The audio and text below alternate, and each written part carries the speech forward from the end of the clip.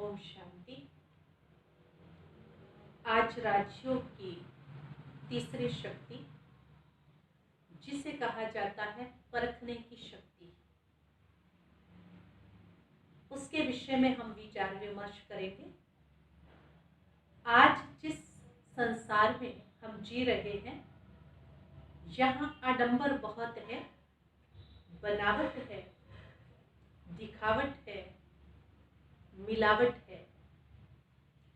इंसान मुख से बहुत मीठा लेकिन अंदर से धोखेबाज नजर आता है। ऐसे समय पर परखने की शक्ति की नितांत आवश्यकता है और परखने के लिए हमारी बुद्धि का हंस बुद्धि होना, निरीक्षीर विवेकी होना जरूरी है।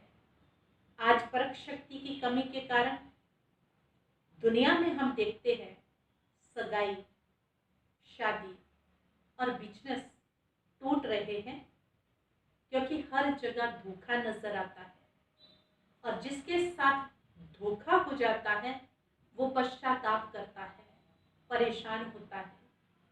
लेकिन जब हम मेडिटेशन करते हैं तो हमारे अंतर चक्षु खुलते हैं, जिसके द्वारा हम आर पार देख सकते हैं और सहजता से किसी व्यक्ति को परख सकते हैं और उसके धोखे से बच सकते हैं।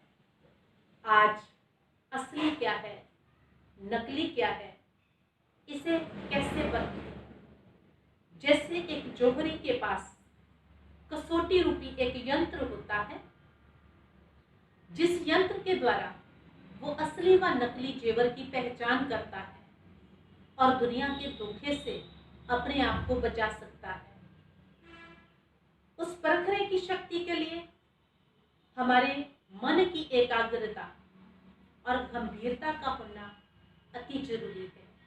अगर ये दो गुण हमारे जीवन में आ जाते हैं तो हम व्यक्ति को, वस्तु को और परिस्थिति को परख सकते हैं और अपने जीवन को अनेक प्रकार के धोखों से बचा सकते हैं। इसके ऊपर एक छोटी सी कहानी मुझे याद आती है। कहते हैं एक बार एक छोटा लड़का जो अपने गधे को लिए हुए एक सड़क पर जा रहा था और उसने देखा सड़क पर एक बहुत चमकदार पत्थर गिरा हुआ है, तो उस बच्चे को वो पत्थर अच्छा लगा।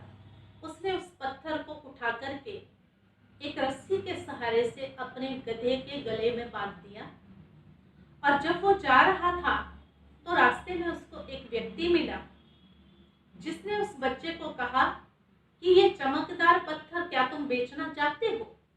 तो बच्चे को लगा कि एक पत्थर और उसकी कीमत मिल रही है, तो उसने कहा हाँ मैं बेच दूंगा। तो तब उसने कहा कि आप क्या दोगे? तो उस व्यक्ति ने कहा मैं तुमको इसका 100 रुपया देता हूं। लेकिन बच्चे ने कहा नहीं, मुझे इसका 200 रुपया चाहिए।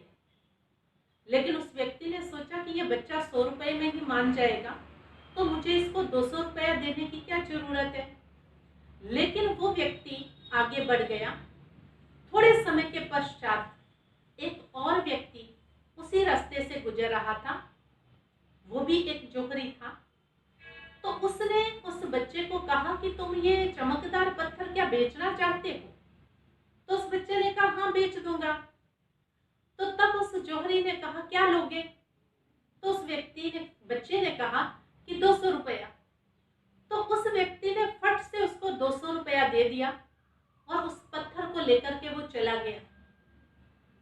तभी थोड़े समय के पश्चात वो पहले वाला व्यक्ति लौट करके आता है और उस बच्चे को फिर से कहता है क्या तुम वो पत्थर मुझे दे दोगे? मैं तुमको 200 रुपया देता। तो उसने कहा वो तो मैंने बेच दिया। अब उसने कहा तुमने कितने में बेचा? उसने कहा मैंने तो उसको 200 रुपए में बेच दिया। उसने कहा तुम तो मूर्ख हो, वो तो बहुत कीमती हीरा था जो तुमने 200 रुपए में बेच दिया। उस बच्चे ने कहा मैं तो मूर्ख हूं, लेकिन आप तो महामूर्ख हैं, जिनको ये पता था कि ये बेशकीमती हीरा है और आपने फिर भी 100 रुपए के पीछे उसको छोड़ दिया।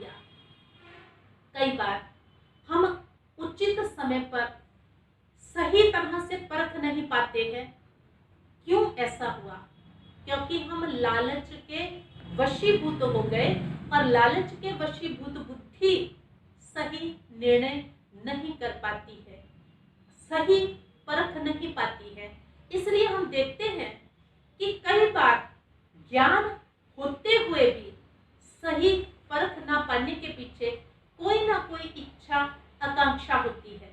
जिस तरह से हम देखते हैं, जब भी कोई सही परख करनी हो तो हमें अपनी बुद्धि को बिल्कुल शांत एकांत में एकाग्र कर लेना चाहिए। उस समय फिर हमें परखना चाहिए, तब हम किसी भी व्यक्ति को सही रीति से परख पाएंगे। आज भी दुनिया के अंदर हम देखते हैं कुछ लोग बहुत तीक्ष्ण बुद्धि होते हैं और उनके शब्दों में ये कहा जाता है कि हम तो चलते व्यक्ति की चाल को पहचान लेते हैं। तो चाल पहचानने के पास उनके पास कोई थर्मामीटर या कोई सोटी नहीं है, लेकिन उनकी बुद्धि की एकाग्रता है, जिसके कारण वो हर बात को सही से परख पाते हैं। तो हम सभी को भी जीवन के अंदर परखने की शक्ति को धारण करने के लिए राजयोग का अभ्यास करना चाहिए। जिस राजयोग के अभ्यास से हमारी परखने की शक्ति बचती जाएगी। और आज अनेक जगहों पे हमें इस चीज की जरूरत पड़ती है, हर कदम पे परखना है। आप कोई चीज खरीदने जाएंगे, आपको परखने की जरूरत है। तो ये शक्ति आने के पश्चात आप अपने जीवन में बहुत से दुखों से बच सकते हैं।